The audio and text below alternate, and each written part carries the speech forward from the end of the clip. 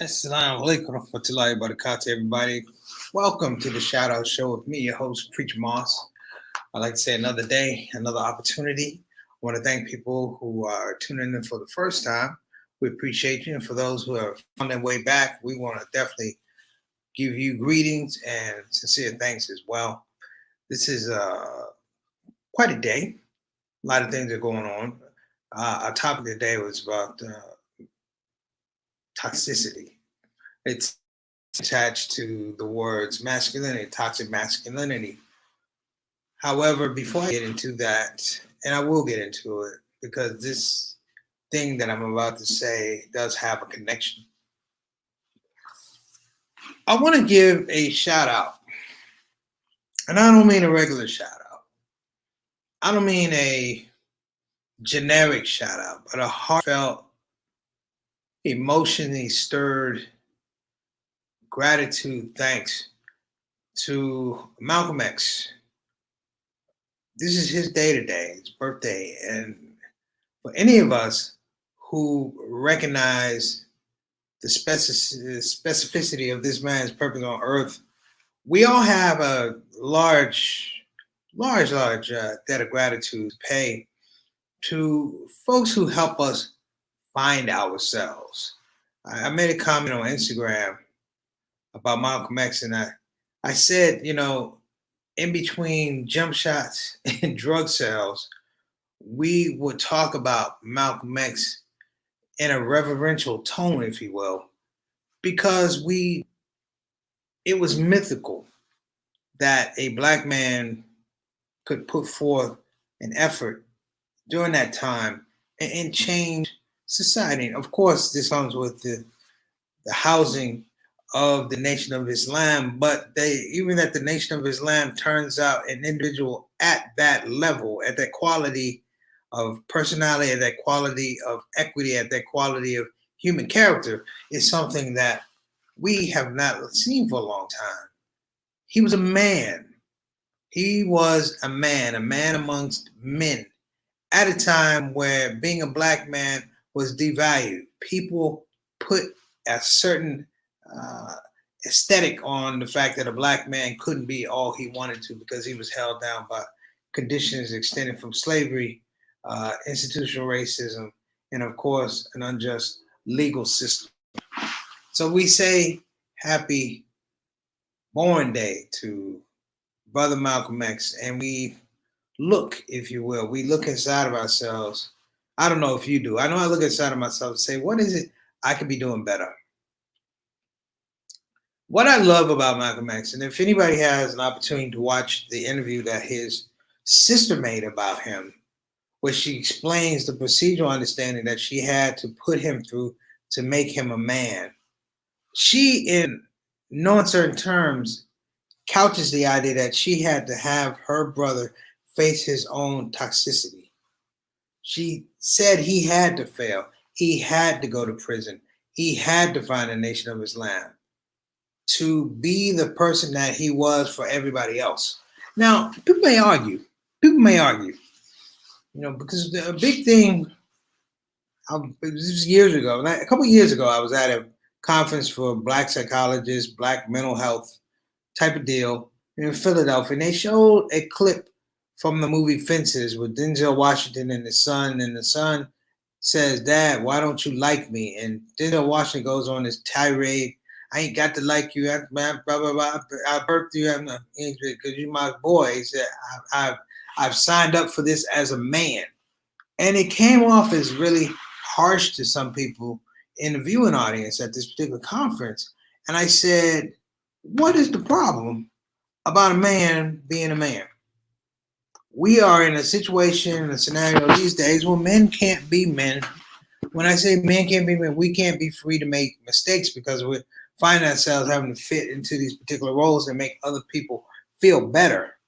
This is something that has to be addressed. That toxicity. I'm going to tell you something, folks. So you may not like this, but I'm going to say toxicity save lives. Save lives. Because when people talk about toxicity, they talk about the damage it does to people. Take the word toxins. Toxins are poison in your system. America has toxins.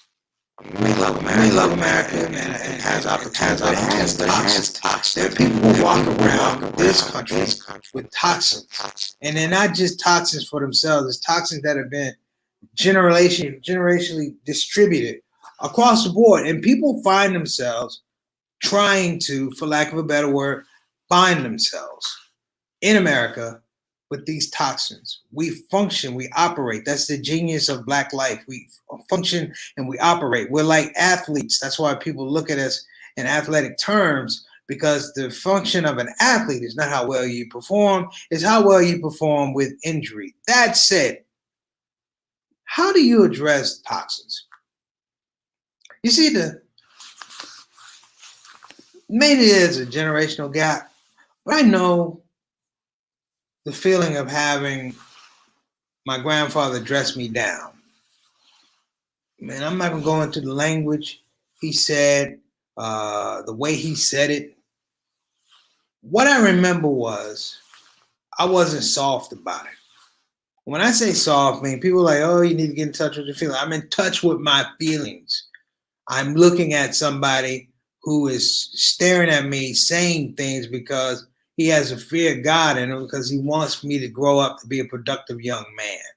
He does not want me to live with toxins. And sometimes people come down on our parents, our mothers, definitely our fathers, for being quote unquote too rough. That wouldn't work now. You know, the whole idea when you're messed up, you had to go out in the backyard and get a switch. That's psychologically damaging. You know, you call CPS. No. Let's salute these people, our parents and our grandparents, because they were giving us words and strategies for life. When they talk to us in the first person about what they had been through and what they didn't want us to go through. When you look at a person like Malcolm X, what is Malcolm X's scenario? Literally, he loses his father young. His family is broken up. His mother is lost in mental illness. His sister comes, takes him from Michigan, transports him to Boston, where he learns the nightlife. And she said in this article, it was all a plan. She said, I, as his sister, cannot raise a man. She said, I, as his sister, cannot raise a man. And I'm not saying that the streets raised him, but the streets did teach him. Until this very day, we benefit from the fact that the streets taught him, and what he learned from the streets, he put it in a righteous tone, he put it in a righteous vehicle, and he began to teach all of us. The idea of Elijah Muhammad's do for self is one thing until you see it being done. The advocate or the spokesman for the Honorable Elijah Muhammad goes out and builds these temples, which is interesting because at that point in time, brothers and sisters, you have to understand something. These people operated under a very, very, very nasty veneer of institutional racism, which, if you, in any regards, look to progressively or positively have social mobility, they had laws that could take you down. They had laws that can stop where you move, where you live, where you are educated. And this is the impetus of what I'm talking about today. This use of toxicity means that it hurts you. In some regards, it does hurt you. But in some regards, it grows you. Because we look at a person that says, oh, I have toxins. We don't recommend, or we don't really fully understand the environment. The environment can be a toxic environment. Racism is a toxin. Bigger than racism, poverty is a toxin. Bigger than poverty, crimes, injustice, and unfairness to women is a toxin. The interesting thing, if you really want to check out a book, check out Dr. Syria Chan Malik's book, Becoming Muslim. And she talked about this scope of how women in the early days of Islam in America addressed this toxic. It is an amazing read, brothers and sisters, because it moves you out of what you learn in the library and the books that aren't there for you. But it's the idea that under this whole scope, even Brother Malcolm, there's a woman that lifts him. There's a woman that frames that idea of what the toxins are, and she strategically takes them out. That is his sister Ella. By the time Malcolm gets to Boston, Sister Ella has been married several times. Her personality, her spirit, her esprit de corps didn't allow for men to dominate her, to make her a toxic situation or a toxic individual. And I think it's really, really important to speak to this, because when we talk about toxic masculinity, we need to talk about toxic femininity. The things that make women sick, the things that impair women. See, toxic masculinity is easy because it's that aggression.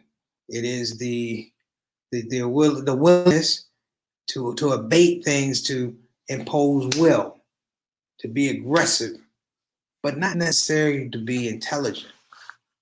The idea of toxic femininity is that there are situations and scenarios where some women have developed unhealthy habits in terms of their own personal growth and development. That's one thing. The other thing is, number two, it becomes promoted as a lifestyle.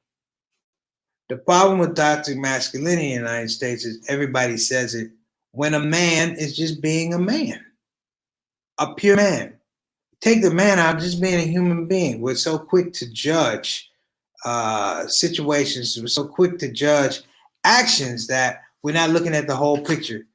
I'm giving out a shout out to my main man, Big Earth, coming out of Sydney. All right, man, hold it down. Keep working on that act.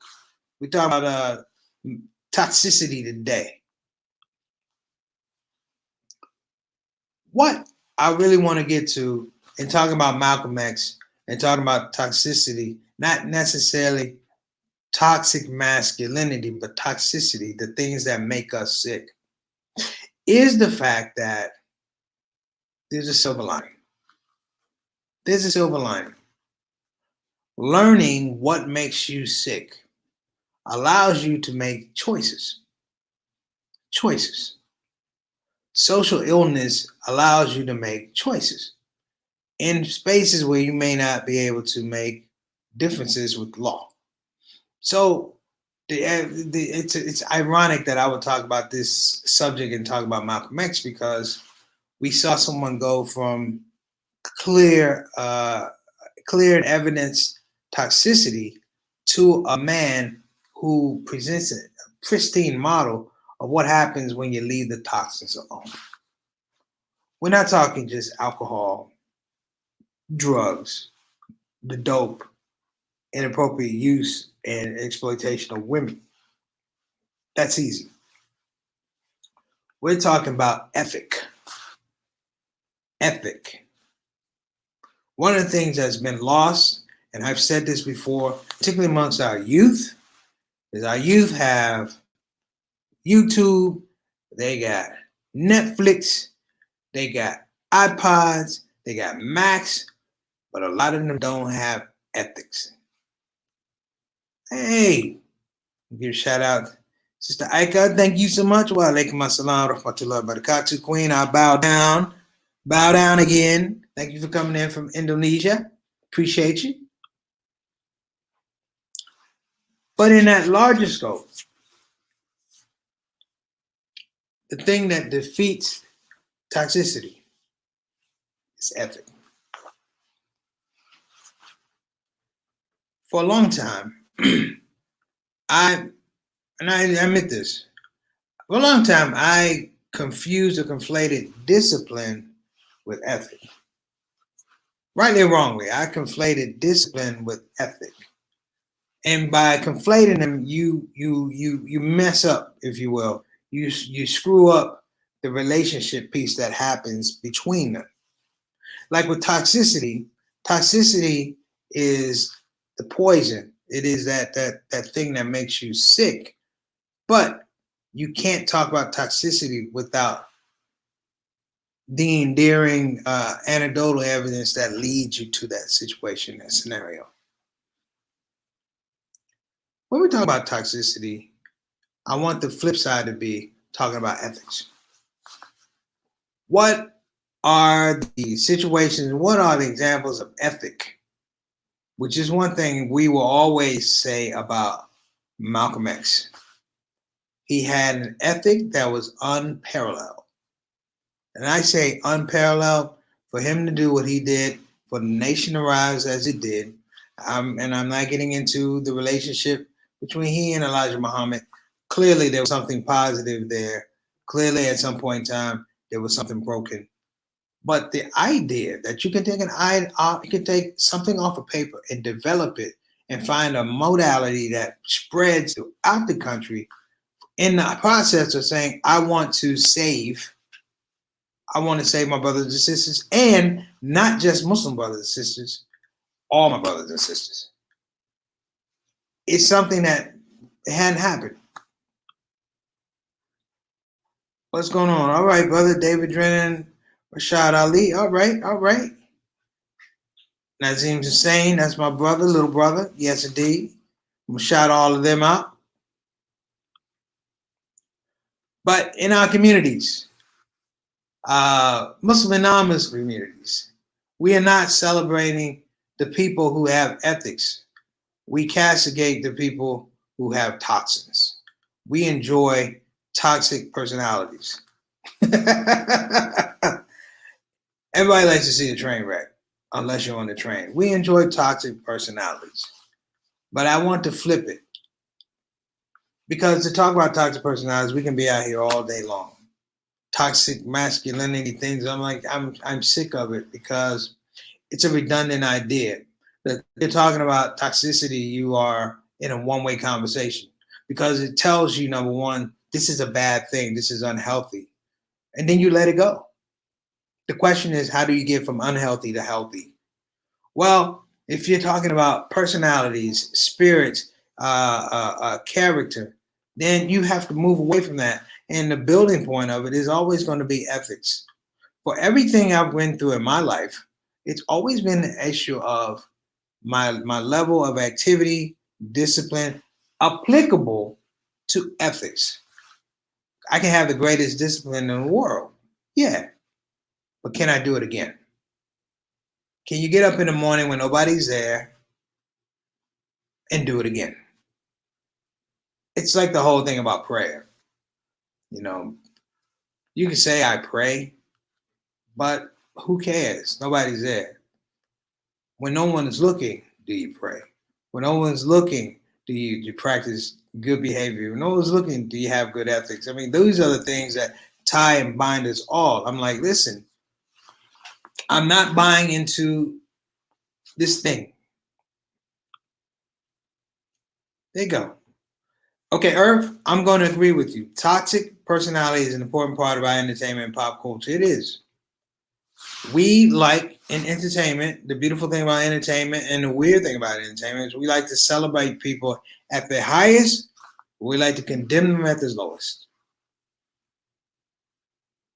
We do. And I am not anybody that's separate. I've been celebrated, but at the same time, I've been condemned. They didn't like this. They didn't like that.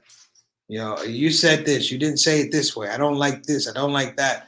And I can't. I can't really redress a lot of this stuff because seriously, you don't know where it comes from.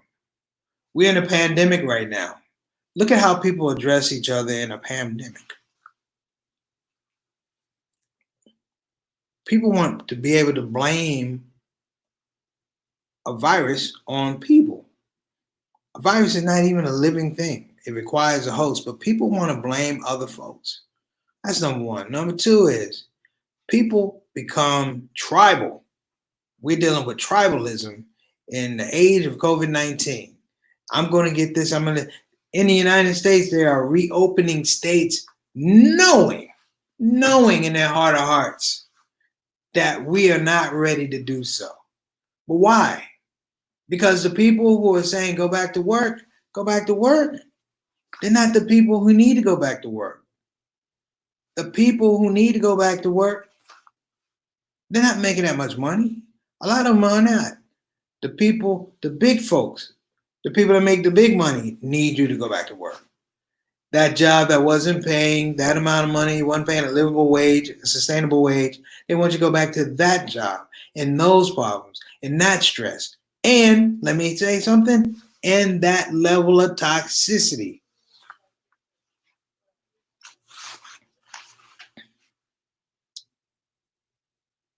So what am I saying? I'm saying the world is a bad place. I'm not saying the world is a bad place. What I'm saying is the world's going to have some up and downs. The world is going to have some up and downs. It's going to affect your spirit. Some days you're up, some days you're down. You're happy, you're sad. It's a great day, it's a melancholy day. These are things that are 100% true. But the thing that will move you out of it is if you have a go-to system, if you will. And when I say a go-to system, I'm talking a real life model that you can go to, with your eyes closed. You know it like the back of your hand. And you refer to it every day. And you refer to it whether it's a good day or a bad day with consistency. And it employs the inner aspects of your core values, but it also employs what? Ethic. Whether it's a sunny day or a bad day, we're going to go run a couple miles. Whether it's a hot day or a cold day, we're going to go run a couple miles. Whether I'm tired and sleepy or not, I'm going to call my mom. I'm saying these are the things that build, if you will. They build scope. I'm going to give a shout out to my sister Riri. I'll use Ree as an example. Ree works extremely hard. Okay? Extremely hard. She's had some hardships, but her ethic allows her not to pass on the hardships to her son. So her son not only graduated, he graduated in a condition whereby his mind was ready to go out and compete for jobs. He's a nurse. But I'm saying this because I refer to it. She has a double handicap. She's an African American and African American woman. Guess what though? She has an ethic. And in the best of times and the worst of times, that ethic is going to shine through. So on this day, as we talk about Malcolm X, we talk about Malcolm X's ethic and then, but let's be very, very clear that it was framed by a woman, and that woman was his sister. In the absence of his mother, that woman was his sister. And to say even further about this man, we don't even have a Malcolm X or Elijah Muhammad without the ethic of who? Sister Clara Muhammad. Whether people would like to admit it or not, Elijah Muhammad, he always said it. When he came from Sandersville, Georgia, he was an alcoholic. It was his wife's ethic that got him cleaned up and over to see a man that talked to him about Islam. So as we conclude, I'm going to summarize a few things. I normally don't do this. But in the age of toxicity, understand that toxicity is representative of an environment. It's not isolated. It's representative of an environment. If a canister of nerve gas were to drop in my house, that it would move throughout my house means that it creates an environment and it allows for poisonous fumes to be dispersed throughout my house. So it's about environment. That's number one. Number two is that you can turn toxicity into positive energy. And when I say positive energy, it means that the sum of the parts does not have to equal the end, meaning that you can turn things around. So my brother right here says the Bible is full of strong. Yes. The story of Ruth is the main one of my favorite stories, to be honest. The story of Ruth is an amazing story if you haven't read that out of the Bible. But let me add this part as we talk about Brother Malcolm. Ethic is something that's missing in our community. People believe that things are going to happen because they're just supposed to happen. People believe things are supposed to happen because certain people are in place. You can't do that. The world doesn't really work like that. You know, we talk about sometimes the the callousness of our parents and old school parents and things like that. You know, that's love. That's love. It's love. And in a very, very clear way, it's wisdom, because they know what is out there and they're just trying to simply prepare you for it.